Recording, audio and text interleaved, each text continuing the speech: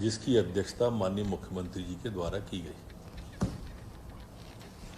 आज प्रारंभ में माननीय मुख्यमंत्री जी ने आज हर्ष का दिन बताया कि कल माननीय प्रधानमंत्री जी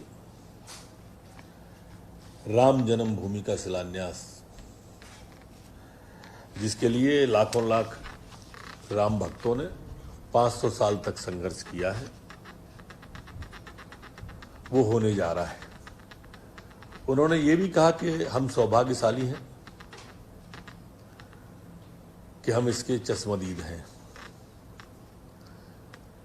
राम जन्मभूमि आंदोलन सन 1991-92 वाले का भी उन्होंने, जब वो गिरफ्तार हुए थे, उस प्रसंग का भी उल्लेख किया और तय किया कि आज शाम को 7 बजे, 6 बजे से 7 बजे सभी लोग अपने अपने घरों पर दीपक जला के राम दरबार के सामने वातावरण को भक्तिमय बनाएंगे, उल्लासमय बनाएंगे। ये कल का दिन ऐतिहासिक दिन है और इसलिए आज और कल दोनों दिन दीप जलाना है। माननीय मंत्रियों के बंगले पर रोशनी, जहां माननीय मंत्री जी हैं वहां, सम्मानित विधायक, सम्मानित सांसद जहां हैं वहां भक्तिमय वातावरण होना चाहिए। आज कैबिनेट की बैठक में 2 विभागों के प्रेजेंटेशन भी थे। लोक स्वास्थ्य परिवार कल्याण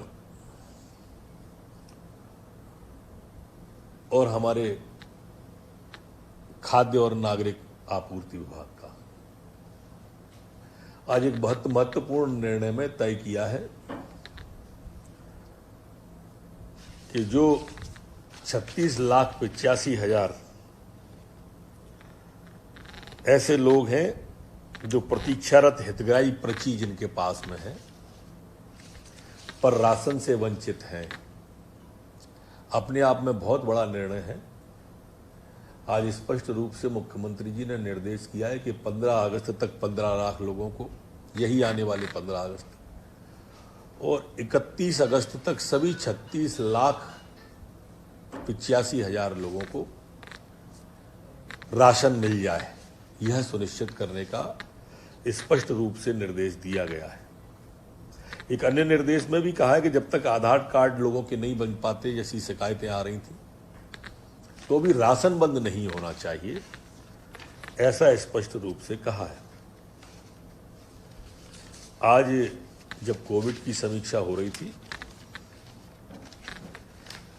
और जिस तरह से रखा गया था कि हमारा मध्य प्रदेश आज भी देश में 15वें नंबर पर है।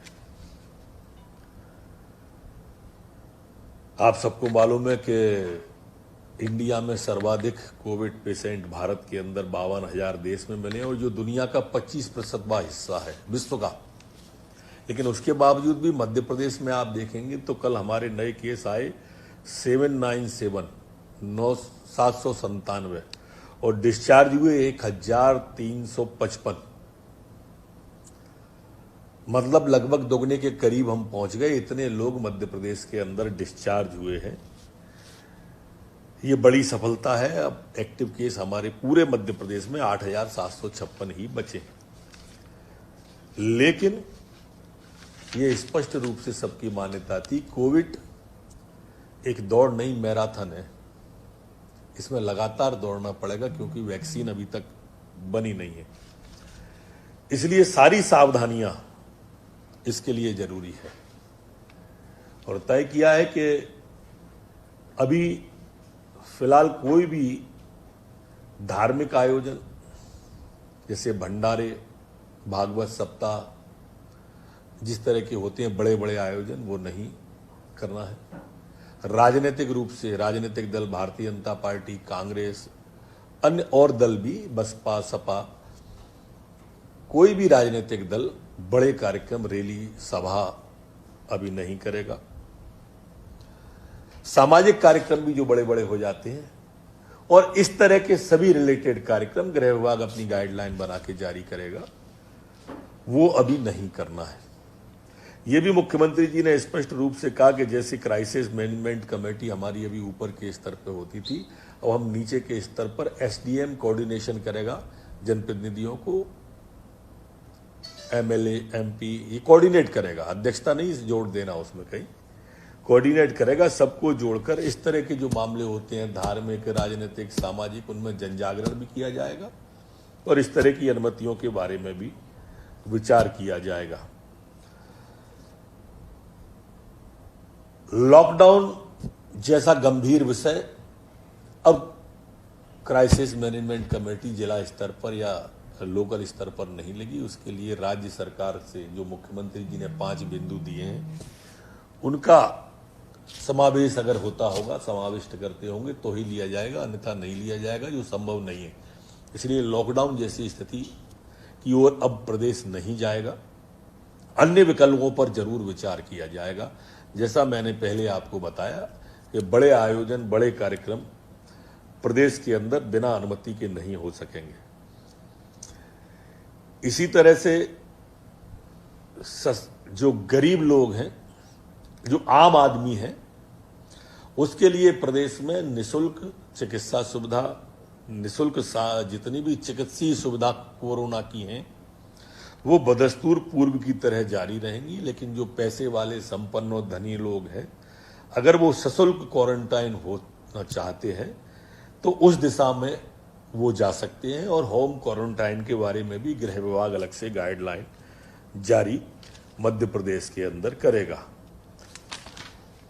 मध्य प्रदेश कैबिनेट की बैठक में आज जो भू अभिलेख का डिजिटाइजेशन है, उसको भी मंजूरी दे दी है। आपको ये जानकर अचंभा भी होगा, 15 करोड़ पृष्ठ जो कमरे के कमरे भरे और अटे पड़े रहते थे, और कोई नकल, खसरा, खतौनी की भी मांगने जाए तो महीनों लग जाते थे, अब एक क्लिक पे उपलब्ध हो, उसकी भी आज मंजूरी दे दी गई है। आज लोक सेवा प्रबंधन के द्वारा जो तय किया गया था कि एक निश्चित समय सीमा के अंदर पात्र हितग्राही को जो क्राइटेरिया में आता है, उसको उसकी नकल, पावती, आवश्यक कागज मिलना चाहिए। अगर उसने ये समय सीमा के अंदर नहीं दिया तो वो स्वतः उसको मिल जाएगी, जैसा पूर्व में भी कहा गया था। आज उसके बारे में भी कैबिनेट के द्वारा प्रस्ताव पारित किया है। आज निम्न दाब के उपभोक्ता जो थे, उसका अनुमोदन था, जो पूर्व में हो चुका है। जो हमने 100 रुपये को 50 रुपया बिजली का बिल किया था, 400 को 100 किया था। व्यापारियों को भी कोरोना काल में जो छूट दी गई थी, आज उसका भी अनुमोदन कैबिनेट के द्वारा किया गया है। इसी तरह से जो टैरिफ आदेश में छूट दी गई थी, उस टैरिफ में भी 17,500 करोड़ की सब्सिडी आज विद्युत को दिए जाने का भी अनुसमर्थन माननीय कैबिनेट के द्वारा 17,500 करोड़ का इसके अंदर अनुमोदन किया गया है। कुछ रह तो नहीं है, चलिए ये पढ़ी।